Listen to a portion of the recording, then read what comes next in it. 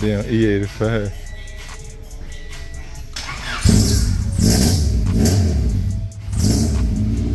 Muffler inner working just shot.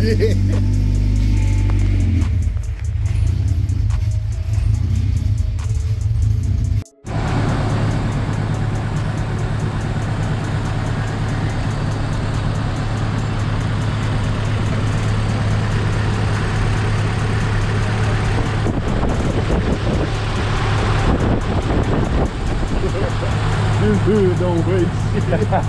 Easy, bro. My polo. Yes, sir.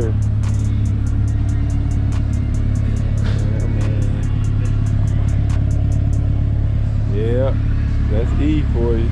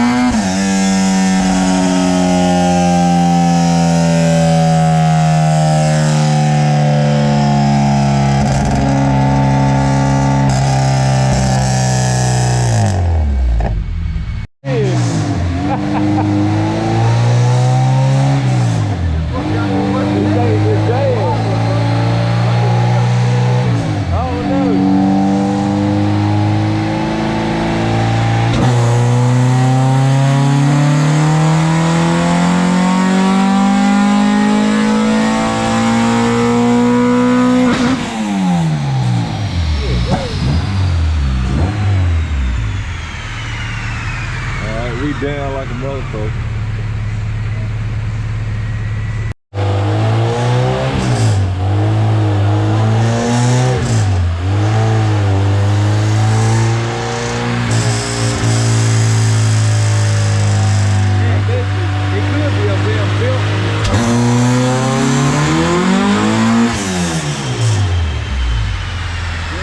Spinning, bitch.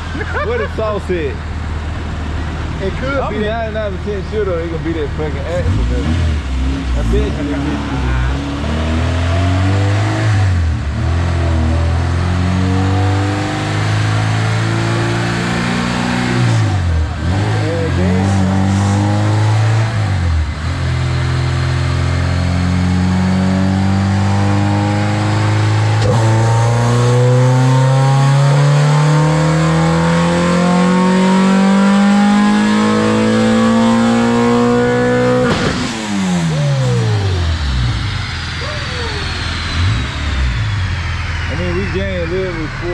Like, this bitch is way weaker, bro.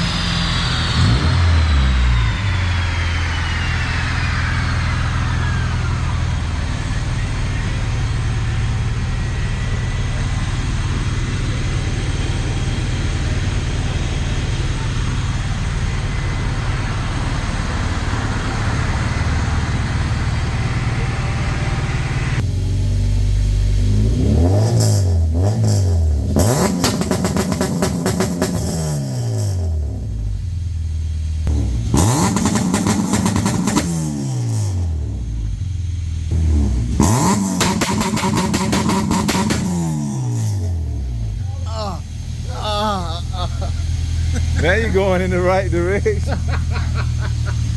Dang. That shit gonna blow this fucking car up.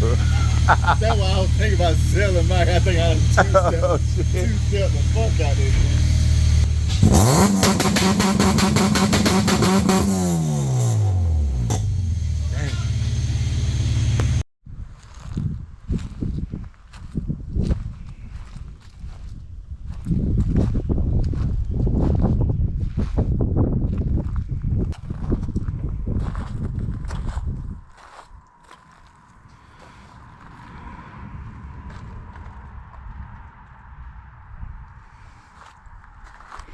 Well guys, that's pretty much gonna be a wrap on this dyno session for the H2B. Now we know that it is definitely, if you have a stock engine, I mean, unless you just want more reliability, it is definitely like not worth the coil on plug kit. We didn't gain any, we didn't lose any either. The last time, you gotta remember guys, the last time we tuned this car, we made 221 and like 184 foot-pounds of torque. And I'm telling you right now, the main reason for the loss in power is the gas. The E85, we're in pretty much the peak of the winter time, and that stuff is purely watered down. 93, E87, whatever, is not pure E85 right now. I can promise you this. What we're gonna do is we're gonna leave it like this. Hopefully we can enjoy it some. I gotta check out what's going on with this wheel. That's got some wobbly stuff going on, so I gotta check into that. And hopefully the transmission is still good. I have been a little worried about the trans lately, but I mean, it drives fine. It doesn't make any weird noises. It's just, I don't know, it just feels a little bit weird. But what we're gonna do is we're gonna leave it like this, and about, I'm gonna try to shoot for around like the 1st of July, or maybe toward the middle of July, when it's peak summer season. We'll get a fresh thing of E85 in here, and we'll take it back to James and re-dyno it and see if we can pick back up to, I'll say at least 226, 228, something like that. And that way we'll know, and we can look back on this video and say, yeah, that is where the power is going. Because I'm pretty sure, like I'm like 90% certain that's why we're down. It's just the gas is so watery, and there's just nothing you can do about that when you're in a climate like this. Now in Florida, where it never really gets cold, they probably got really good E85 down there. But unfortunately, if you're up north or like where we are, it's just, they do that to allow stock vehicles to be able to start easier. If someone like driving a Chevy has the flex fuel and they put E85 in, and say on a cold morning it doesn't want to start, they're gonna act like, oh, something's wrong with my car, but they don't even realize E85 is just like that sometimes. So that's why they add a little bit of regular gas to it, so it burns a little better when it's so cold out. But yeah, other than that, man, the car is running phenomenal. The coil on plug definitely cleaned it up. It looks a lot better like this. Got the Jackspania cover on top of the distributor. I do need to get a coil like hold down plate to go across here, so unfortunately my K killer plate will have to go. But I think we've upset enough K people by now to where it was totally worth the $26 or whatever I spent on it. But yeah, with that being said, guys, stay tuned for more on this car. We will be taking it out to Mexico and trying to see how she acts with the coil plugs on and stuff. So stay tuned, guys. I want to give a huge shout out to Nomis Industries for hooking us up with this sweet coil and plug conversion kit. Link is in the description below, as well as hooking us up with this modified computer here, running the Bluetooth setup as well as the coil and plug setup, guys, and this really sweet clear cover. Again, all the links are in the description below if you would like to check him out. Huge shout out to him. Appreciate you, bro. Jackspania shifter. And I already know Maxpeedingrods coilovers, guys. Go check all the links out in the description below. Appreciate all y'all.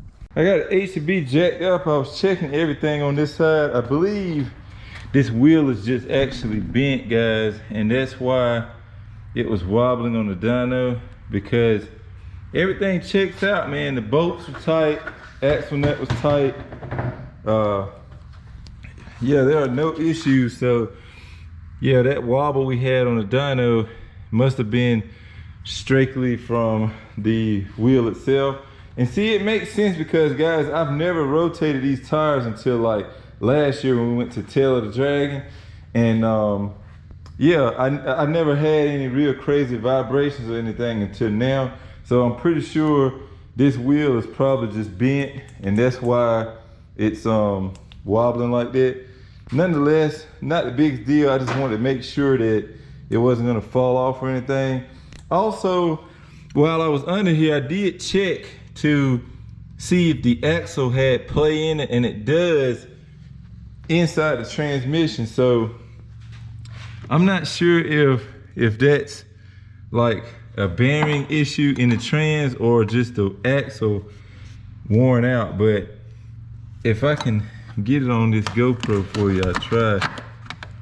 But if you can see, so if I grab it right here, I can actually, like, see, I can wiggle it some. And I'm wondering if axles just wear out like that. I mean, again guys, this was an old set of axles. When I bought the swap car, it had these already in it. Who knows how long they've been in there. So I don't know if it's an axle issue. James was telling me just try axle since it's the cheapest option. But if it's not, it might end up being the transmission itself, which would suck. Well, not the transmission, the gearing seems fine. It's just like the differential might be going bad. So if that's the case, if we got to take it down, we'll probably just do an LSD, because guys, honestly, the price of these transmissions are like $800 to $1,000 for a B16. So why buy that when I can just get a LSD for like $650 and just have James put it in there? I mean, of course I'm gonna take it out of the car, but just have him put it in the transmission for me. Might even do new bearings and stuff while we got it out. And transmission should be pretty much bulletproof, because I don't have a lot of, I'm not making too much power right now. What I really want to talk to you about is this video. And I know a lot of people are gonna be saying the coil on plug setup wasn't worth it, which really that was a test for me to see if it was on a stock, completely stock motor. But now I want to share knowledge with y'all and let y'all know that going coil on plug is not just for stock setups. It's for, like, really, if you're pushing your stock distributor past the limit, coil on plug is what you want. If you want a better drivability and a better experience, especially E85 dudes with that cold start, coil on plug is what you want. So with that being said, I have a few options. Me and Nomis have been talking about it. I do have a few options that I want to try.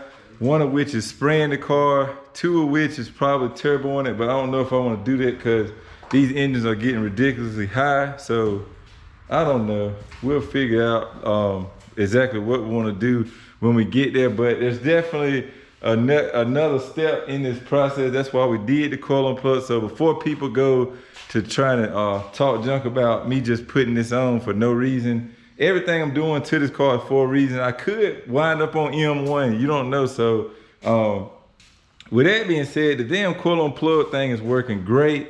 It fires right up even on the E. And yeah, I have yet to be able to drive it, but when I do get to squeeze on it, you know, I'll video it and y'all can enjoy that as well. But yeah, with that being said, I am gonna link that coil on plug setup in the description below. Huge shout out to my boy Nomis Industries for hooking us up with it. Huge shout out to James at J Mills Tuning for tuning it. And again, guys, it's not just the coil on plug stuff he has. Make sure to check him out for your ECU repair needs. Make sure you check out that Bluetooth module. That's really sick. Actually, we're gonna be doing that in the turbo car here really soon. I might do a in-dash setup with that as well, so that you can really see the benefits of that Bluetooth module. But yeah, that being said, guys, I'm gonna wrap this video up here. Like, share, subscribe. I will catch y'all next time. Remember, respect all bills. Peace out.